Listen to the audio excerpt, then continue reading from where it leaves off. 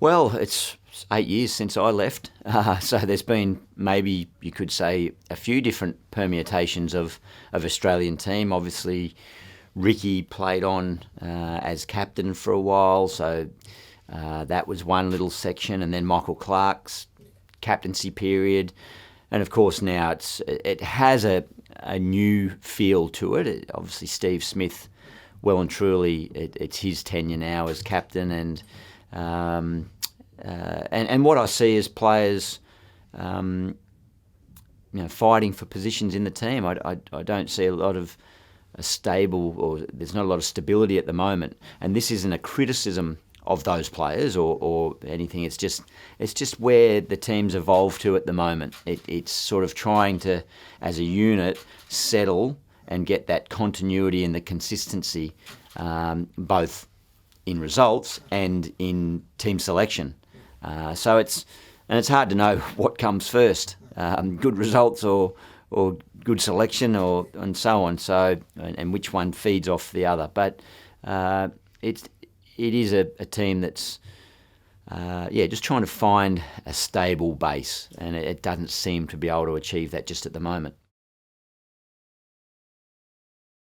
I think they've got to continue to just back their ability, believe in their own ability. You don't get to international cricket standard in any nation without being a talented individual player. So they've got to have belief that they have the skills and that they can go out there and mix it with the best.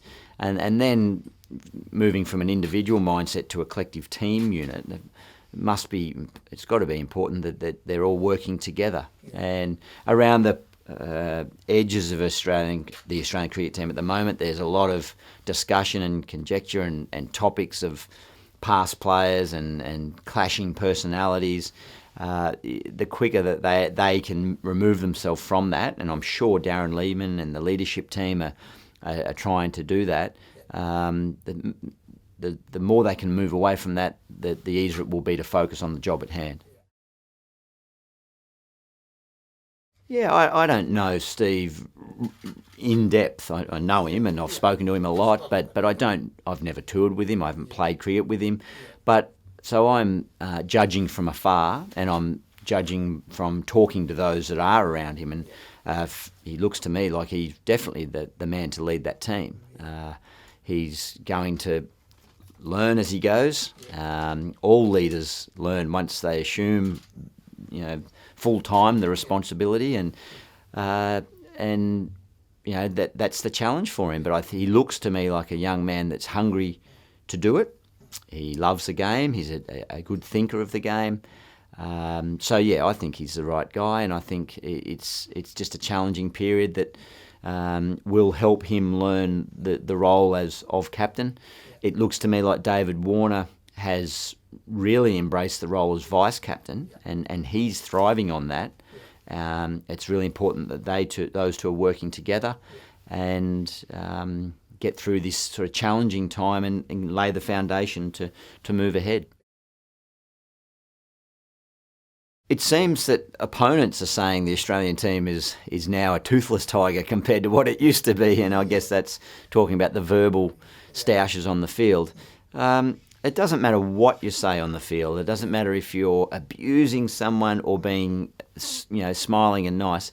It means nothing unless you're backing it up with performance. And the Australian team, I think, are in a little phase where I said earlier they're just lacking a bit of confidence. So with that, they're maybe losing the desire to go out there and posture, and they're not feeling like that. It's what they should be doing. They're probably thinking they've just got to focus on the cricket, and that's fine. I think there's more speculated about sledging and about it being a tactic than actually what happens. We in our era, we didn't sit down and make a match plan of who we're going to sledge and what we're going to say. It's an emotional game out on the field, and things happen in the spur of the moment. Some players react better than others. Some are more balanced. Some are calm. Some aren't. And I guess that's the theatre of sport, the beauty of sport, that you get to watch the emotions. the great players withdraw the emotion from it and then rely on their skill, and that's what makes them succeed. So this current team at the moment, I don't know that they've said we're not sledging anymore. I just think it looks to me like they're just down on confidence, and that's not part of their mindset.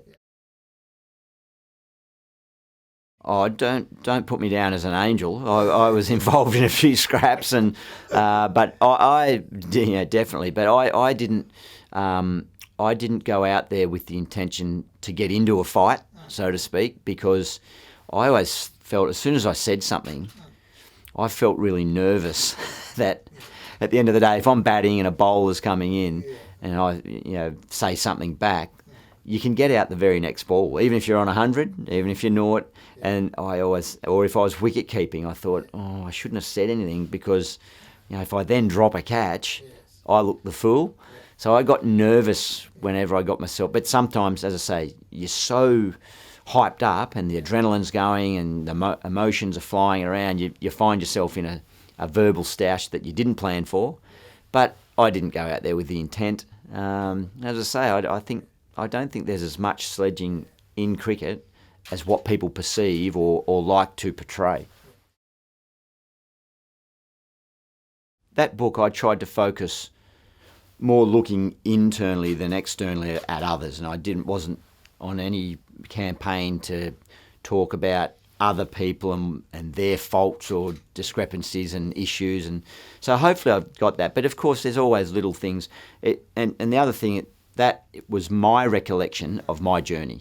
So I absolutely can say if someone says, no, that happened something different, and I don't remember it that way, that's fine. That everyone's got their opinions and entitled to their memories, because we're talking about lengths of time that go back 10, 15, 20 years. So that was my recollection. And say on the Sachin one, I wrote in there about we felt, and I felt after a game that he could have been more sporting. He didn't come in and shake hands. And that captures a headline because Sachin's, he is the best player I played against and absolute highest echelon as legend of the game. India passionate about it. So, but I spoke to Sachin straight after that. We spoke on the phone and he clarified to me about that situation. And I said, look, apologies if I got it wrong. That's what we felt at the time and what I wrote. And you clear the air. I think you confront it. If someone's offended by something or disappointed, as was the case through my career, just talk about it. So I don't sit here and think I should retract that statement. That was my recollection of that event at that time. And if that is the way I saw it conflicted with the way Sachin saw it, which it clearly did, but we've spoken about that. And I like that now I can put my hand on my heart and say, the air is clear. I don't have any grudge about that. And everything read in full context shows you exactly what the meanings are. So I don't think of any, that's one little thing in a book that had a lot of details in it. I don't know that there's anyone around that I can't walk up to and say hello and have a friendly conversation with where they're thinking what you said was wrong.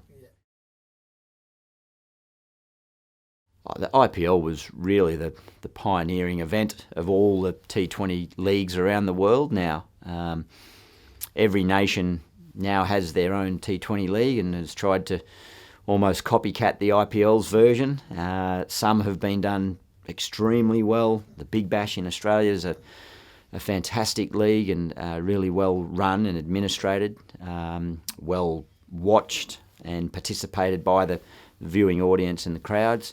Some countries haven't got it right, maybe rushed into it and didn't have the foundation right and the backing to make it successful. So, but the IPL was an amazing time in my cricketing career. It was right at the end of my traditional career, if you like. So I went into that first tournament like everyone, having no idea what it was going to be like. Were we going to be serious? Was it going to be hit and giggle? But from that opening night when McCullum hit that 150, and it was game on, and everyone knew it was going. It's become more refined over every edition, but it was very serious, intense cricket. I thought I might play 1 year because I just retired, and I ended up playing 6. So it's a bit addictive. You wanted to be a part of it. But yeah, it's a wonderful experience, and great to get to know so many other opponents a little bit more closely, and broaden that sort of friendship group that cricket already provides. T20 cricket and even one-day cricket, I think, still has a place. It's just about the volumes of cricket that I think need to be addressed. But they're very important to the game. I thought they're great. Experiment there, but leave Test cricket alone. That was my initial thoughts. Like, that's the masterpiece. You don't graffiti it. You just leave it. It's a pure game. Allow that to keep going. But I think I'm starting to probably understand and realise that for Test cricket to maintain any sort of standing in the current world that we live in, the lifestyles, the landscape that is around in a sporting sense and just in a general social sense, I think Test cricket may need to be changed somewhat, and whether it's day-night cricket, pink ball, or perhaps I know the discussions around about 4-day tests. Will that mean that the entertainment on offer is hastened? It's quickened up, and a day where a team bats for a whole day building up to prepare for the final onslaught may need to happen a little bit quicker, and that might mean be a bit more contemporary around what life and lifestyles are like at the moment. So, yeah, I'm very much more open-minded now about changes to the game to keep it contemporary and at front of mind for the current life that we lead. Yeah, that my first tournament in 1998. It was a great experience. I'd not played here before, not been here before to this region. So all I remember there is Sachin Tendulkar batting. He scored 100 back-to-back hundreds in 2 one-days, one in the last round robin and then one in the final. I think on his birthday from memory. But it was a fascinating place to come and play cricket.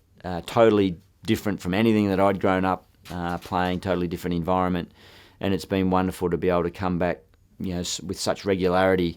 Both in a playing sense and now in various roles and capacities, like this one as brand ambassador for the University of Wollongong and the Dubai campus here now. So, wonderful part of the world, and always really, really interesting to come here.